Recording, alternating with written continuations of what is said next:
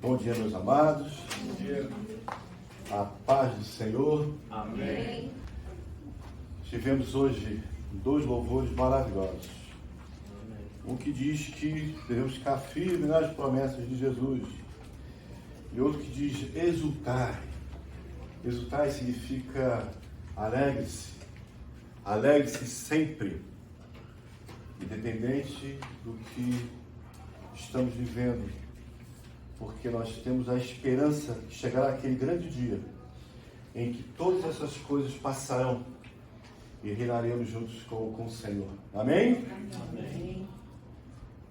Bem, amados, nós continuamos aqui em Romanos 12, mas antes gostaria de estar orando.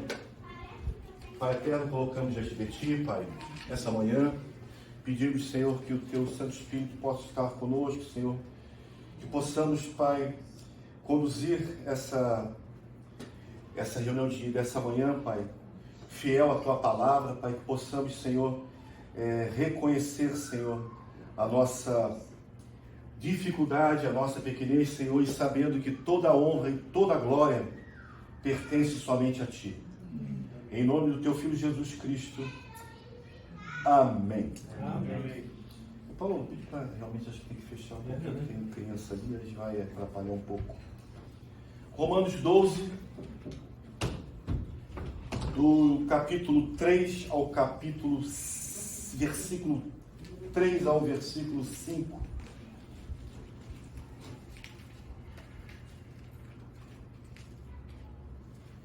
Hoje o título da mensagem é Não se ache, do verbo achismo, né? Não se ache. Então, Romanos 12 começa com essa nova sessão do livro de Romanos, né? Paulo, nos capítulos 11, ele nos dá a doutrina e agora nos mostra aqueles ensinamentos da misericórdia de Deus, como os ensinamentos da misericórdia de Deus se aplicam nas nossas vidas. Ele nos conduz a uma forma prática com esses ensinamentos, como esses ensinamentos funcionam na igreja e o nosso lugar no corpo de Cristo. E eu quero dividir essa pregação em dois pontos.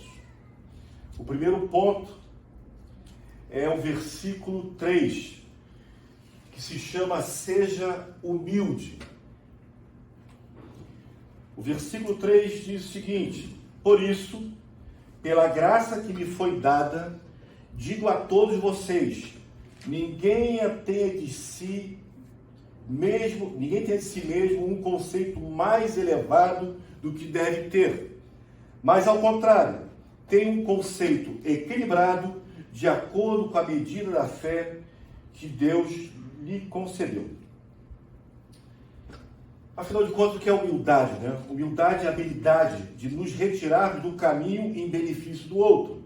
É a capacidade de perceber a si mesmo e levar em conta a necessidade e o bem-estar das pessoas com quem interagimos e convivemos. Isso é a definição de humildade. Esse versículo 3, ele vem logo em seguida o ensinamento do capítulo 2, que diz: Não vos conformeis com esse mundo, mas sede transformado pela renovação do vosso entendimento. Isto é, mude a maneira de pensar. Esses pensamentos incluem a maneira que você pensa sobre si mesmo e sobre os outros. Paulo está dizendo o seguinte: não pense de si além do que convém. Eu gosto muito da versão da transformada, NVT, que diz o seguinte, no mesmo versículo 3, acho que o Mateus tem essa tradução, né? A Mirella, a Maria também tem essa NVT, que vai dizer o seguinte: com base na graça que recebi, dou a cada um de vocês a seguinte advertência: não se considerem melhores do que são, antes sejam honestos em sua autoavaliação, medindo-se de acordo com a fé que Deus nos deu. Precisamos aceitar o que não somos e o que não conseguimos fazer. Isso é importantíssimo para que eu possa me reconhecer, para que eu possa não me achar. Eu tenho que reconhecer a minha incapacidade. E eu tenho que reconhecer o que eu não consigo fazer. Mas isso, na verdade, não significa que eu deva me menosprezar, que eu deva diminuir a minha ação. Muito pelo contrário. Eu reconhecendo quem eu sou, isso alavanca uma transformação de vida. Isso alavanca o não vos conformeis com esse mundo. Se o mundo diz que você é incapaz, no Senhor você é capaz. Se o mundo diz que você não consegue, se o mundo diz que você não consegue, no Senhor você consegue.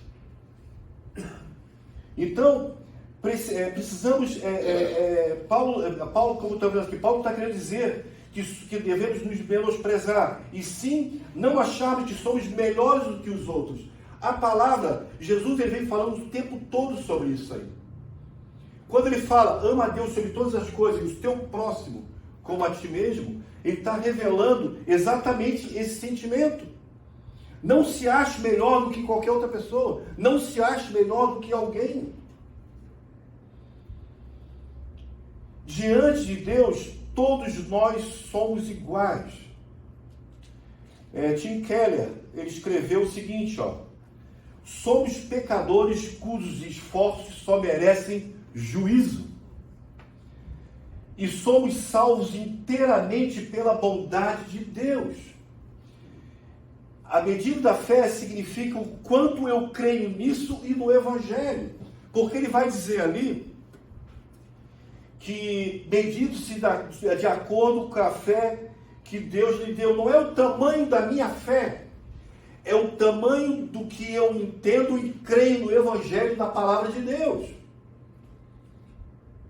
Não é aquela fé que muitas pessoas têm que, não, eu tenho fé que vai dar certo.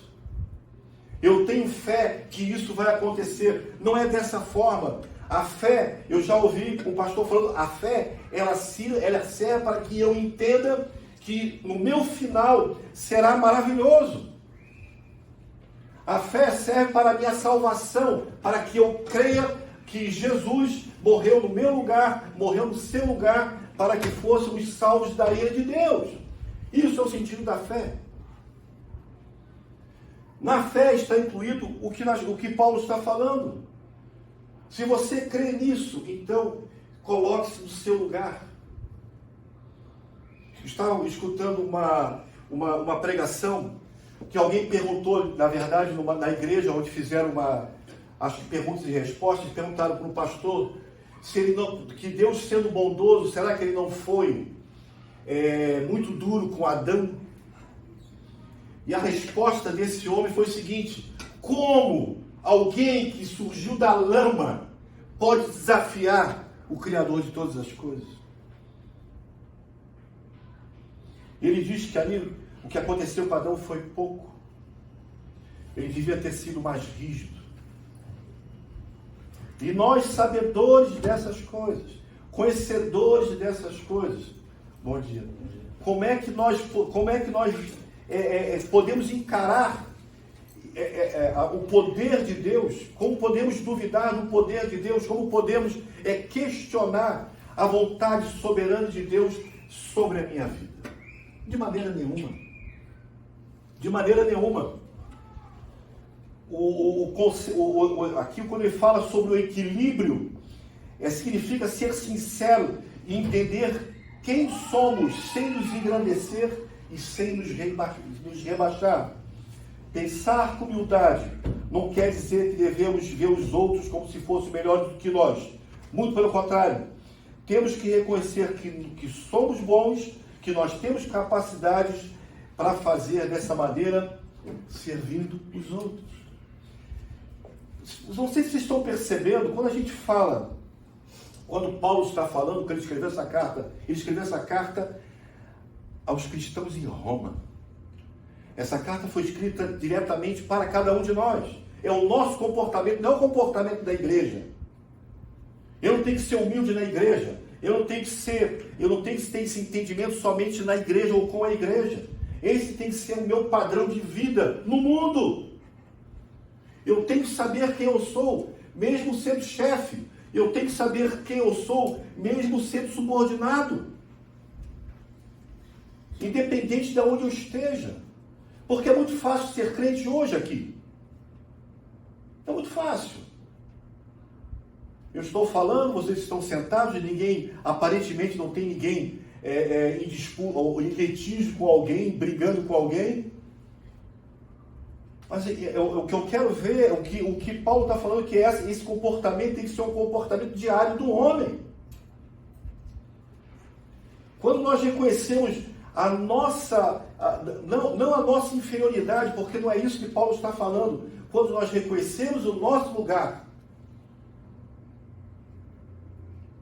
as coisas parecem que facilitam. Quando nós colocamos a medida da nossa fé para reconhecer quem é Deus e crer realmente na sua palavra, nós nos tornamos pessoas, como eu posso falar, pessoas mais sensíveis à dificuldade do irmão. A palavra diz que nós primeiro devemos atender aos irmãos da fé. Concordam com isso? Mas ali diz que a nossa atenção tem que ser a todos. A todos. E é dessa maneira que nós devemos agir. O segundo tema que eu quero colocar é: não seja independente. Hoje parece que está na moda essa independência, né? Olha, o negócio seguinte é: você faz o que você acha que está, o que você faz, você acha que está certo. E sempre vai levantar alguém que vai concordar com você. Você lança alguma coisa totalmente contra. Agora, se não me engano, a Xuxa queria lançar uma Bíblia, porque ela diz que tem que ser algumas coisas alteradas da palavra de Deus. E, por incrível que pareça, existem pessoas que apoiaram essa ideia. E tem pessoas que apoiaram e apoiam essa ideia. E isso está espalhado no mundo inteiro. Porque são pessoas que querem ter uma vida independente. Assim diz o seguinte: assim como cada um de nós tem um corpo com muitos membros, e esses membros não exercem toda a mesma função, assim também em Cristo, nós que somos muitos, formamos um corpo, e cada membro está ligado a todos os outros. Romanos 4:5. Os membros da igreja, eles não são independentes, eles são interdependentes, ou seja, nós dependemos um dos outros, nós precisamos um dos outros, nós somos como uma família, no qual necessita que tenha um pai, uma mãe, para que isso seja formado. Nós necessitamos dessa comunhão, nós necessitamos desse ajuntamento para sermos igreja. Nós não podemos crescer e conhecer a Cristo sem nos relacionar. Somos diferentes, temos personalidades diferentes, temperamentos diferentes, histórias totalmente diferentes. E é isso que nos habilita para um conjunto de boas obras, criadas por Deus, para que cada um de nós execute. Essas são as boas obras, né? As boas obras criadas por Deus, para que toda a honra e toda a glória seja dada a Ele. Nenhum mérito ao homem, nenhum mérito. Paulo ele vai explicar isso melhor em 1 Coríntios, capítulo 12. Se você quiser abrir sua Bíblia.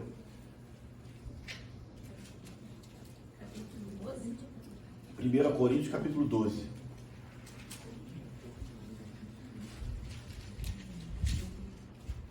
O versículo, você, por favor, procure aí que eu vou começar a ler e você vai identificar no capítulo 12, que diz o seguinte: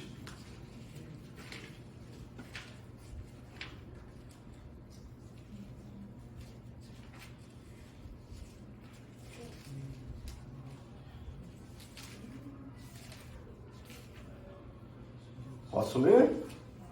Diz o seguinte: o corpo não é feito de um só membro, mas de muitos. Se todo o corpo fosse olho, onde estaria a audição? Se todo o corpo fosse ouvido, aonde estaria o olfato? De fato, Deus dispôs cada um dos membros do corpo segundo a sua vontade. Se todos fossem um membro só, aonde estaria o corpo? Assim, já acabou, acho. Acabou, né? Ou assim há muitos membros. Assim há muitos membros, mas um só corpo. O olho não pode dizer à mão: não preciso de você. Nem a cabeça dizer aos pés: não preciso de vocês. Enquanto os que em nós são decorosos não precisam ser tratados de maneira especial. Mas Deus estruturou o corpo, dando maior honra aos membros que dela tinham falta. De novo, Paulo usa essa imagem para impedir que nós coloquemos em posição mais elevada do que somos, porque necessitamos de todos e não nos devemos colocar em posição de inferioridade, porque a igreja precisa de nós. Na igreja, meu amado, isso aqui é uma grande desculpa que muitas vezes a igreja usa. Eu não faço nada porque eu não posso fazer. Eu não faço nada na igreja porque eu não consigo. Todos nós conseguimos. Todos nós somos capazes de atuarmos na igreja. A igreja não é somente quem prega, a igreja não é somente quem canta, a igreja não é somente quem está lendo alguma coisa. A igreja é um corpo que um precisa do outro. Não podemos nos colocar em posição inferior ao que somos nesse corpo. Como ali Paulo falou. Se eu tivesse só olho, como ouviria? Como a igreja substituiria? Depois nós vamos ver, a partir do capítulo 6, que ele vai falar dos dons. Mas não é isso que eu quero falar.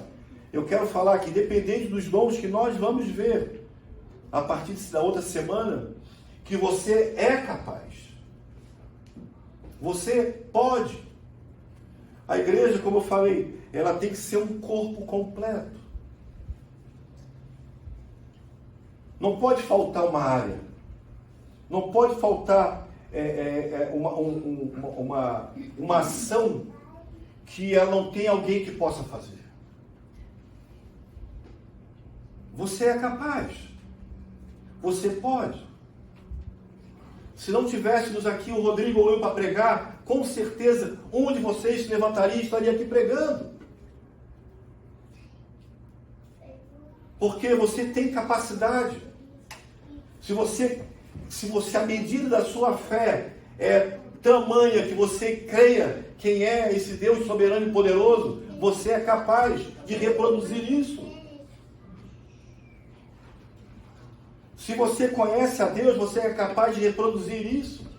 Você é capaz de colocar isso diante da igreja, expor isso diante da igreja. Eu não sou igreja sozinho, como algumas pessoas costumam dizer. Teve uma época aí que um movimento dos desagrejados, algumas pessoas começavam a falar que eu sou igreja. Eu não sou igreja sozinho. Nós somos a igreja. Eu posso ser igreja aonde eu estiver, mas eu não sou a igreja. Eu posso ter uma conduta de igreja aonde eu trabalho. Eu posso ter uma conduta de igreja aonde eu frequento, na minha casa, mas eu não sou ela. Porque precisamos um dos outros. Se uma parte do meu corpo não está bem, compromete o corpo inteiro. Eu vou falar algo que aconteceu com a Estela, porque ela vai me permitir falar, a Estela, um acidente em casa, ela perdeu a pontinha do dedo mindinho. Talvez você pense, para que serve a pontinha do dedo mindinho? Se eu disser para vocês que a Estela tem uma dificuldade enorme de segurar as coisas porque falta essa pontinha, para vocês verem como esse pedacinho, ele comprometeu a mão. Nós somos pedaços da igreja que necessita um dos outros. E quando um pedaço não está funcionando, o corpo tem que, de alguma maneira, como eu posso falar, de alguma maneira, auxiliar nesse sentido. Esse é o papel da igreja. Se uma parte do meu corpo não está bem, compromete a igreja inteira.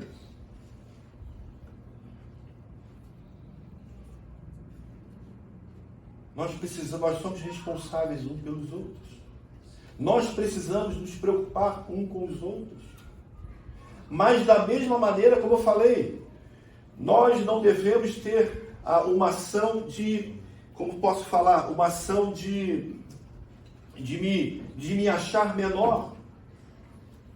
Eu não posso ter uma ação de comiseração diante da minha dificuldade, porque a igreja está preparada. Você faz parte de um corpo, você faz parte do corpo da igreja, que uma mão está auxiliando a outra.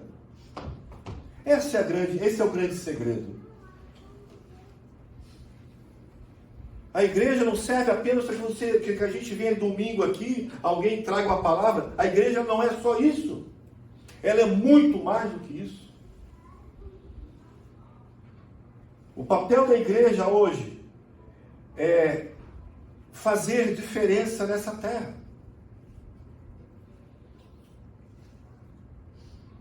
O papel da igreja é abalar esse mundo. Somos abaladores. Nós somos dínamos, nós somos dinamite nesse mundo. Nós temos que fazer diferença. Aonde eu estiver. Por quê? Porque eu sou uma igreja, eu faço parte de uma igreja, eu faço parte de um corpo gigantesco. E é isso que eu tenho que colocar, é isso que tem que aumentar a medida da minha fé, é reconhecer que eu faço parte do maior corpo do universo, que é a igreja de Cristo, que um dia será elevada, e que um dia toda dor passará, toda confusão passará.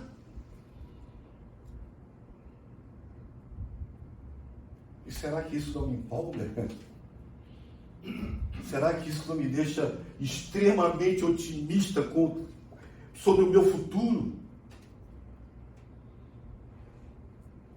Se alguém perguntar assim, Betão, como é que é o teu futuro? Eu falei, o meu futuro de amanhã eu não sei, mas no eterno está escrito pela palavra de Deus. Mas enquanto isso somos igreja. Enquanto isso somos igreja na terra. Somos um corpo, uma unidade, somente um Deus, somente uma fé. É isso que a igreja precisa se movimentar. Eu quero fazer 3 aplicações. E eu quero usar o provérbio que foi lido pela manhã, pela Estela, que a primeira aplicação significa: confie no Senhor de todo o coração. Reconheça que é o Senhor que faz todas as coisas, que te capacita e que nada que partir de você é bom. Que duro isso! Que dureza é essa, Betão? De manhã cedo? Quer dizer, tudo que eu faço não é bom? Não, tudo que você faz não é bom. Salmo 20 vai falar: uns confiam no cavalo, outros confiam na força do braço, mas nós confiamos no Senhor. Ele que nos capacita. Se você é um empresário bem-sucedido, não é pela tua vontade, é porque assim o Senhor decretou. se você é um profissional, não é porque você é bom, é porque o Senhor assim fez. Betão, mas tem algum mérito meu? Tem. Não sei, não é mérito que eu quero falar. É você saber administrar e ser mordomo do que o Senhor coloca na sua mão, confiando nele, sabendo que todas as coisas cooperam para o bem daquele que ama a Deus e anda seguindo o seu desígnio, sabendo que tudo que acontece na sua vida é pela bondade de Deus, porque Ele permite. Segundo ponto, busque a vontade de Deus em tudo o que você fizer, e Ele lhe mostrará o caminho certo.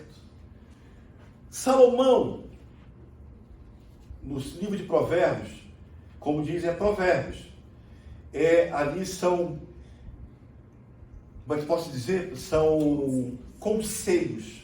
Tem pessoas que pegam o livro de Provérbios e acham que é uma ordem. Não, aqui é Salomão dando conselho. Confie no Senhor.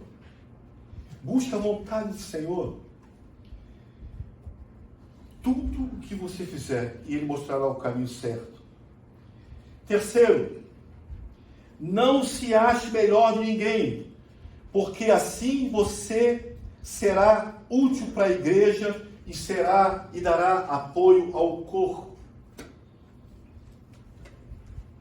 Não pense que é melhor que alguém. Não pense que quem está aqui na frente, pregando, ou lendo, ou fazendo alguma coisa, é melhor do que você que não está fazendo. Muito pelo contrário. Semana que vem nós veremos os dons. E eu oro a Deus que você se encaixe em algum deles. Para que o corpo esteja completo. Para que não falte nenhuma parte desse corpo maravilhoso, que é a igreja real, que tem que fazer a diferença, e que vai fazer a diferença, por isso ela existe. Senão, perderíamos tempo, vamos embora. Vamos dormir até mais tarde. Se a igreja, que se chama real, não fizer a diferença em Florianópolis, ela está perdendo tempo. Se a igreja real, que está em Florianópolis, não fizer diferença na sua vida, nós estamos perdendo tempo. E é por isso que eu digo que o Senhor nos capacite, como igreja, para fazermos diferença nessa cidade. Que o Senhor nos capacite para vivermos em unidade como um só corpo. Que o Senhor nos capacite a nos alegrar com quem se alegra e a chorar com quem chora. Que o Senhor nos capacite a dividir as nossas dificuldades. Que o Senhor nos capacite a sermos uma mão estendida, um braço estendido. Que o Senhor nos capacite a admoestar. Que o Senhor nos capacite a sermos admoestados. Esse é o papel da igreja. Não se conforme. Não se conforme.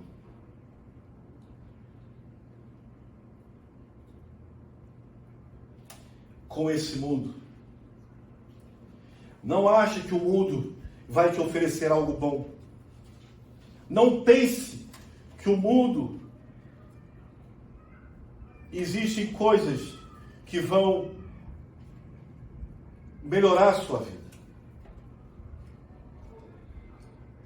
O único capaz de alterar e mudar a sua vida é o nosso Senhor Todo-Poderoso, o nosso Deus soberano, Criador de todas as coisas, onde tudo foi feito por Ele, nele e para Ele.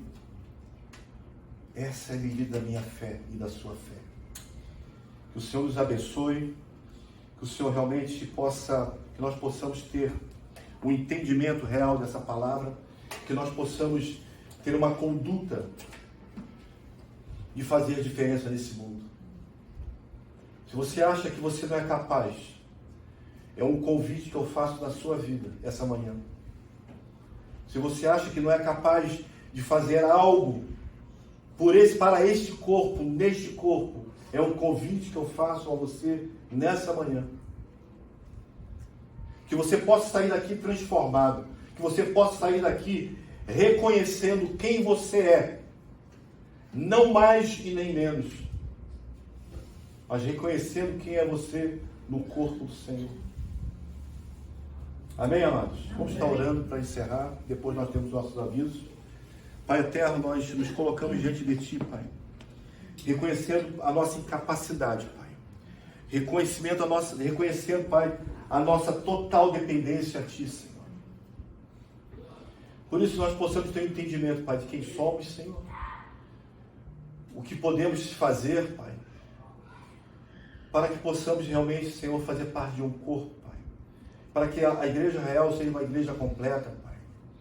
A Igreja Real faça uma transformação, Pai, de comportamento em cada vida, Pai. Oramos por aqueles que não estão aqui ainda, Pai. Oramos pelos familiares que não estão aqui, Pai. Esposas, esposos, Pai, filhos, filhas, enfim, Pai. Oramos pela família, Pai, que não está aqui ainda reunida, Pai. E pedimos, Pai, em nome de Jesus, Senhor, que realmente Tu possa estar trazendo, Pai, essas pessoas para estar junto conosco, Pai. E é em nome do Teu Filho Jesus Cristo que nós oramos. Amém, amém e amém. Amém, amados?